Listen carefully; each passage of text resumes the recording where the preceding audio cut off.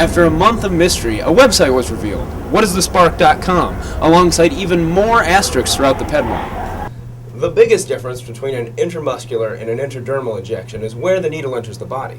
Now for an intramuscular injection, the needle's going to go right here into your shoulder, which is what you're used to when you get your flu shot. Porter wasn't able to say much because his lawyer replaced him at the podium to announce their plans to sue the city. The main basis for the council's decision are the summit's high number of customers caught in possession of alcohol under the legal age, also known as a PALA. Sergeant Troy Kelsey of the Iowa City Police Department said the bar is breaking an ordinance passed in February, requiring all bars not to exceed 1 PALA per visit. The summit averages 1.925. I guess I don't know what to say. Troy tried to paint a pretty bad picture of me, but yet I've done nothing illegal.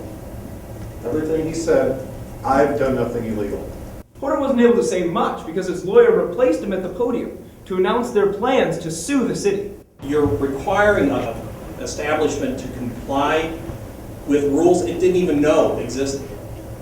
That's fundamentally unfair and unconstitutional. Mayor Regina Bailey disagrees. There are ways to address it, apparently, because there are only a few in this sort of range. And what I would like to say, the message that I would like to send with these kinds of denials is please talk to your colleagues and find ways to address it.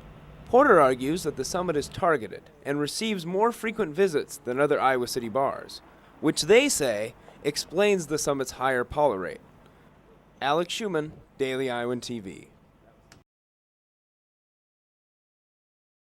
11 new studies claim only 1/5 of the amount traditionally used for a flu shot is required if the vaccine is injected intradermally. The biggest difference between an intramuscular and an intradermal injection is where the needle enters the body. Now for an intramuscular injection, the needle's going to go right here into your shoulder, which is what you're used to when you get your flu shot. Now for the intradermal injection, it's actually going to go into your forearm. Now you can still see the dot from when I got mine. What they do is they insert the needle just under the skin and release the vaccine, and then a bubble actually forms in your skin where the vaccine was released. Interim nurse manager for UI Student Health Services, Mary Beth Kelch, said she had never heard of giving vaccines intradermally.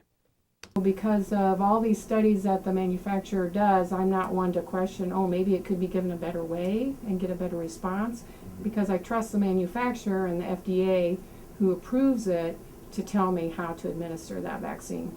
Despite the Center of Disease Control's heavy opposition to the use of the technique, Dr. Mary Morris, a Wisconsin allergist, says the only difference is that the non-traditional method leaves fewer people unvaccinated. We already have the science showing that in a standard healthy person with a normal immune system that you get at least equal protection. With shortages likely to continue, it could force the adoption of Morris's approach.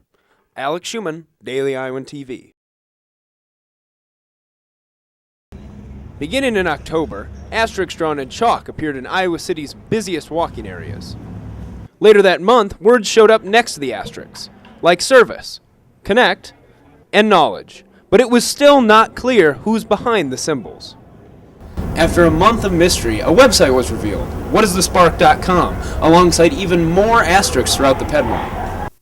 That website then led to the Iowa City Area Chamber of Commerce.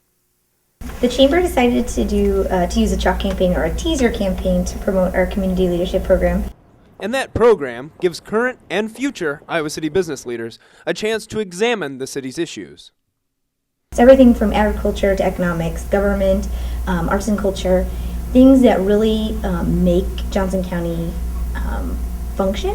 We want community leaders, existing leaders or emerging leaders, to be very educated in those topics.